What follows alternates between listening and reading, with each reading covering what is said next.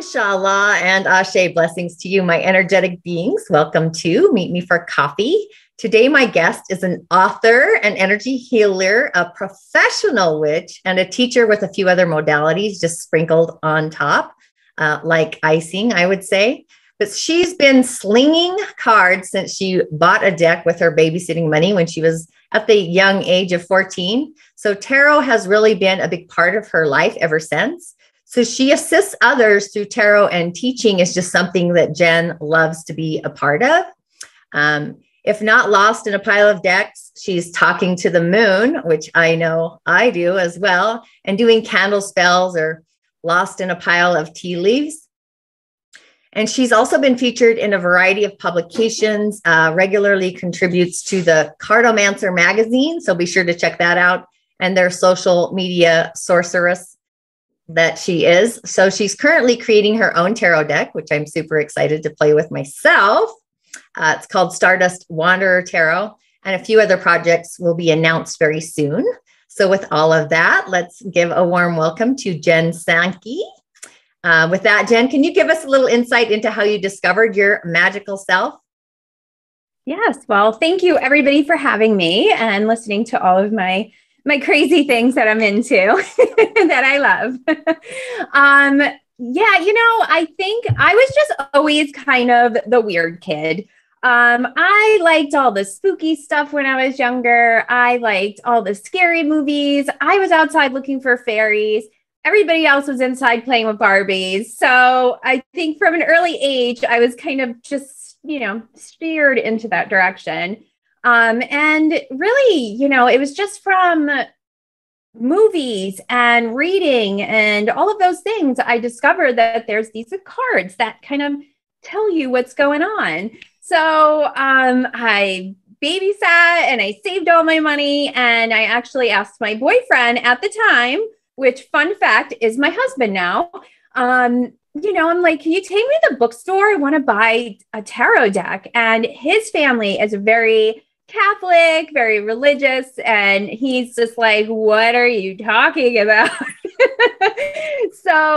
But he took me and I went, and, at that time, you didn't, there wasn't like all these metaphysical shops around. There wasn't like Barnes and Noble, even like that really wasn't like a big thing. So I found this little hole in the wall store, and they had one tarot deck, and that's the one I grabbed. So what was your first tarot deck, just out of curiosity? It was just the plain old Rider-Waite-Smith deck. Just that was all they had, and I actually still have it. Oh, that's so fun. And I also love that you add a dash of magical unicorn dust. I usually add dashes of fairy dust myself. Hey, I love that. Yes. All the dust of all the things. Just, it helps. So I'm also curious, we'll get into the cards, but tell me about the chakra balancing for pets. And do you find that people actually start to really resemble their pets? I definitely think that. I mean, I really think there's just enough memes out there to corroborate that. Collaborate that. I can't even say, you know what I mean? So, which is always so funny to me. And I love working with animals. I do a lot of animal communication as well. And they're great because they're very to the point. Like, you could talk to people and, sometimes it takes a minute to get to the point of what they're trying to, ask you for. But animals are just like, this is what's wrong. I don't like this and I don't like that. And sometimes it's just been to the point where I've just been like, listen, I'm not going to say that to your owner. It's not nice. So can you rephrase that? And then I'm like, okay, I could do that. But, just like us, animals have a chakra system and it can get out of balance. And, for animals, they don't always know that what's the problem. They know that something's not right. And usually that means they're sleeping a little more or eating a little bit less. And that's all they know how to do. So it's really great to be able to help them and help balance it out and see the difference, because that's really the big part. And being able to communicate with them as well also helps me to help the owner and kind of give them an idea of where their pet is at, how they're feeling, and what they could do to help them as well. I mean, I love that. I'm going to grab my little boyfriend, who is my fairy dog, and get a read on him. He's over there. I'll grab him later. So what is it? So I know you're a writer. Is that what it is for the Cartomancer? So what do you do for that? It really depends on what the theme of the magazine is. So every issue we have a theme. So December's theme is legacy. So it's about, just people in the community who have been there since the beginning of social media and really getting it out there. And even before social media, a lot of the people that we are showcasing have been doing this since the 70s. And it was all word of mouth. It was, not something that was super popular or people even wanted to talk about, but they were persistent and they kept going and they advertised their services in the newspaper, in the phone book, in those things that people don't do anymore. So and then there's also people who started the big publishing companies like US Games and Llewellyn, because starting a, metaphysical publishing company back then was like unheard of. And a lot of people were not about it and they did not want anything to do with it. And they were like, so they went through a lot and they really paved the way for all of us now. So that's going to be a really, really cool issue. I'm really excited for it. The article that I actually wrote for that one is about the Legacy of Lenormand, which is another card system. Kind of like tarot. It's a little bit more straight and narrow. There's less cards and they're little. So that's what I wrote about for the December issue. But any of the issues I usually, the editor I'm really good friends with, and she'll be like, write about this. I'm like, okay. So that's kind of how it goes with that. I love it. And it's so true. Like for myself, I grew up in a small town, so getting things that were otherworldly, I would have to travel a distance, and I kept having a vision of a book, and the book finally I found it at a metaphysical store in downtown Salt Lake. It was like it fell off the shelf into my hand. I love it. It's the Keys of Enoch. Yes, so my guides were totally guiding me for that particular book at that time and space. Mm-hmm. So what's your favorite book? Oh, goodness. I have so many. So many. I think right now I'm like looking on my desk to see like what's there. Right now I've been really diving into Ancestral Tarot a lot. So Nancy Hendrickson, which I actually just interviewed on the Cartomancer's IG, she wrote a book that is all about ancestral tarot and using tarot in just communicating with your ancestors, figuring out who they were, because not all of us have access to that. Not all of us have a family history that we know all about. And I personally don't know a ton about my family history. I know a little bit here and there. So it's a really cool way to kind of dive into it and see, just learn more about you and those that were before you. I think ancestralization is kind of a huge thing right now. Mm-hmm. Clearing up our karmic timelines. Yeah, it is. It really, it's a big thing. And I think people are now stepping into it a little bit more because they're realizing that even though you may have had ancestors that weren't so great, like you can skip over that, skip over them because there's so many more behind them that were probably wonderful, great, hardworking people that can help guide you, that you don't have to stop, right? When you find that maybe there was some history there that isn't so great. So I think that's a really big realization people are making, and it's making it easier for them to really start to connect a little better. Absolutely. I have my ancestor shrine and altar, plus some other shrines all around my little village, my container. Yeah, it's just something I do naturally. So what would you say your passion is more so now, the writing or the card reading or the pets? It's kind of a little bit of everything. I think tarot is always going to be kind of my first love. I've always written ever since I was a little girl. I've written stories and, contributed to things all along. So, being able to write about tarot and about anything metaphysical, and now creating my tarot deck, I'm starting a proposal for a book and stuff like that. So just being able to do what I love and combined all the things that I love is really awesome. And I do feel really lucky to be able to do that. So that's a blessing right there. So I'm going to go grab my little boyfriend, but in the meantime, do you feel ready to kind of kick it up a notch and maybe throw some magical mojo around for the collective? Yeah, let me pull some cards. And I actually just got this deck. So I'm going to shuffle it for a second, but it's the Villains deck. It's a Disney Villains deck, and it just came out. And I literally just got it yesterday. So I had this on my desk and I'm like, oh yes, we are going to do that. So it has all Disney villains in it. And that's what makes it the tarot deck. It is so much fun.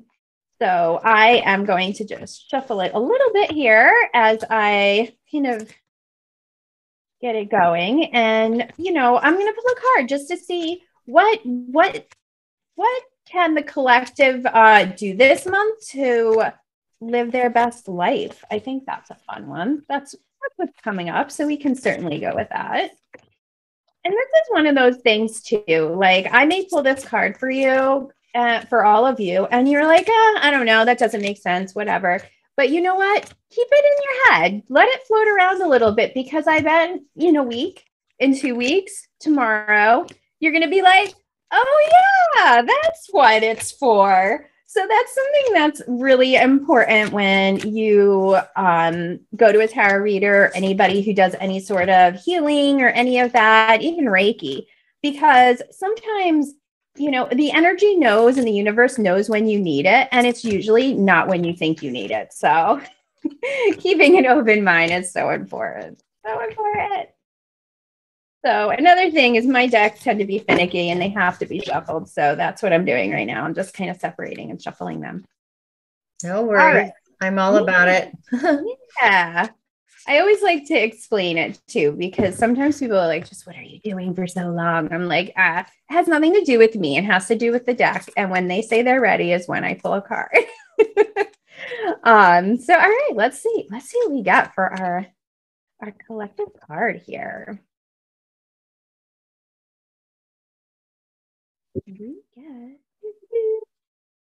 Ooh, we're getting the Magician. That is a fantastic card to get. I love that. So the Magician is a part of the major arcana. The cards are divided into the major arcana, the minor, and just the pip cards. Those are kind of the everyday ones. The majors are the big life events that happen. And then the minors go into those everyday cards and the court cards, which are usually representing people. So we got a major arcana card. So that's like a big life event card. But this card also is really great because it reminds you that you have everything you need within you to do the things, to do all the things. So if you have a big project coming on, or you have to deal with a family situation, we do have the holidays coming up. And sometimes, that happens. It's a realistic thing.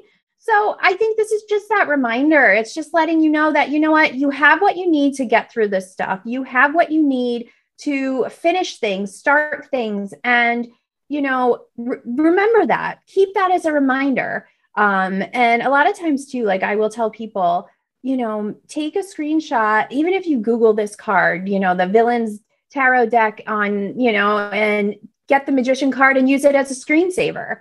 Just to remember, like when you're having a day or you're feeling crappy, like look at the card and be like, oh, right. No, I have what I need to get through this. So that's what I have for everybody for this month. That's amazing. And I love the Magician, and those cards look super fun. They are so much fun. I was looking through them all last night and I'm just like, okay, this is a fun one. I like that. So, okay, I want to go down. So tell me about the professional witch part. So which kind of witch are you? Because there's a variety, right? Yes, there is so many different types, and I'm kind of eclectic. I grew up kind of being put into many different religions as a kid.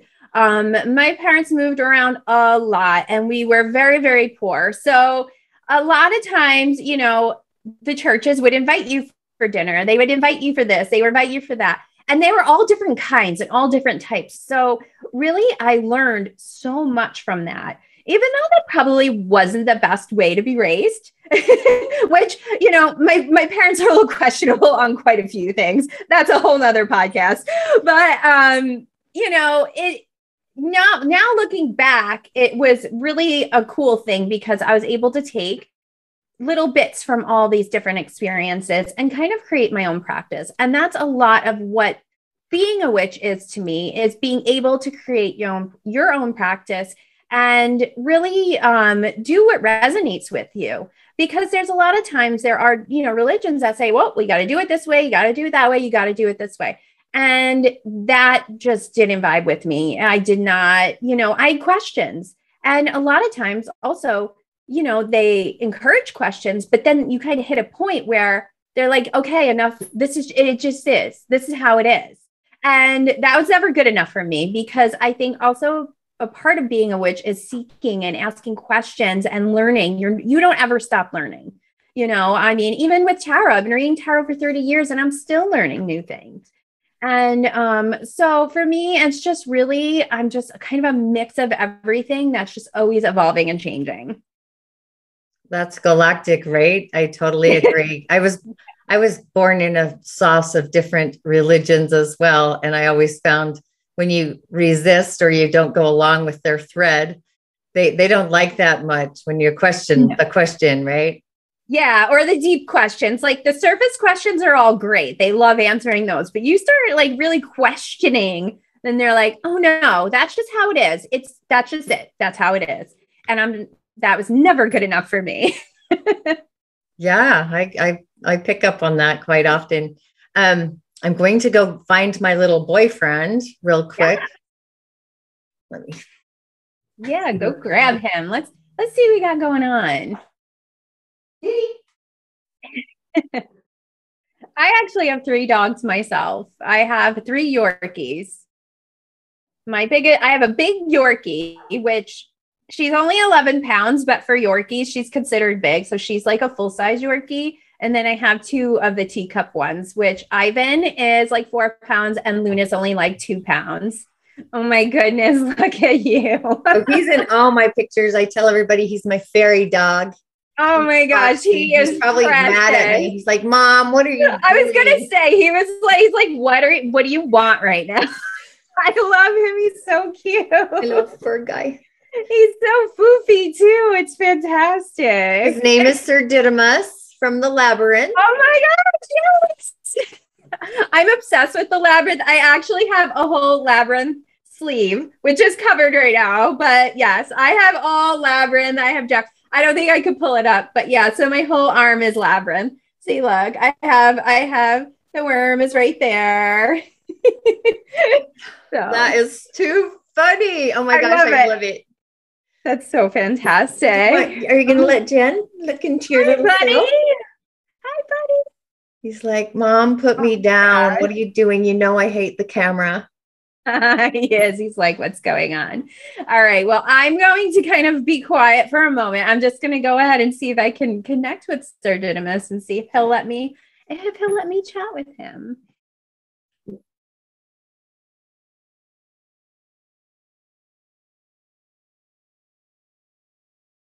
He's a very relaxed boy. He is. He's just very chill.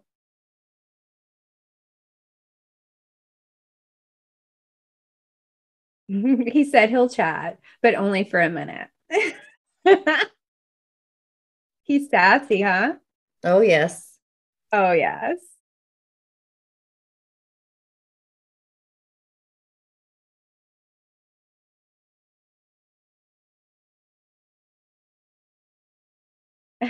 I asked him, I said, do you have any messages for your mommy? And he's like, actually, I do. He's saying he wants treats with pumpkin in them. I don't know if he does or if he can even have that, but that was what he wanted me to tell you. Well, he is recently toothless. Ah, I see. Okay. So, all right. So the pumpkin's good. All right. So he likes pumpkin. Oh, cute. What else? How are you feeling? That's what I want to know. He says he feels a lot better now. He does. He's saying he feels a lot better, but he's still trying to get used to having, his teeth missing, but he said that he does feel a lot better. Okay. All right. Yeah. He's like, okay, that's it. I'm done. Okay, bye. Thank you. Thank you. Thank you. Oh, you went down now? Oh, cute. Oh my gosh, I love him. I love him. It always makes my eyes water too. Oh, Okay, good, well, that's good to know because since he's toothless, it's hard to find him treats that are soft, right? Yeah. Yeah. No, I think, I think too. Yeah, there are, and it's so fun. I was just on because my smallest dog, Luna, she is only like 3 pounds and most of hers are gone. Like hers are starting, like she has a couple in there and they're like, she's so tiny, just let them do their thing, let them fall out on their own. And I did come across a recipe that was pumpkin. That's funny that I just totally remembered that and I just saved it. And they're like soft. I'll have to send it to you. I'll find it and I'll send it to you. Because I wanted to try them with her. But yes. Oh my gosh. I can't wait because it's been a challenge. I'm going through the store like pinching everything to see if it's soft. It's like, I think that's the magical ingredient. The ingredient for you is something with pumpkin in it. Too funny. Is there anything else you'd like to share with my audience? Something eclectic about yourself? Actually, we just announced today too that I am the new director of the World Spiritual Association. So you can go ahead and check that out. I'm going to be doing a lot of fun things over there. And I love it because, like I was saying, I kind of, I've studied religion. I've been a part of all these little, different religions and things. And, you don't have to be a part of a religion to be spiritual. And I think that's really important for people to realize. So I'm excited to bring that to the association and just start some new things and all of that. So I'm really super excited about that. Like I just like got all like the passwords for everything. So I'm just like, whoa, I have to like reorganize everything. But that's something I'm really excited about. What else about me? I'm trying to think. I think really it's just embracing my weird. I think that's something that I've always done and I just don't care what people think. And I I mean it's not super weird thing, but I think it's something that people don't talk about a lot, that they don't embrace it. And I think that's another thing that's so important for people to embrace and just go with it because, in that there's so many different cool things that come out of it that other people, may be inspired by because you may not have wanted to dive into stuff. And then you see this person that's doing these things and you're like, well, hey, they can do it. Maybe I can do it. So I think that's something that I don't know. I've just always been that way. I don't know if it's just whatever's in my birth chart or whatnot, but I just never cared. I actually have 4 boys.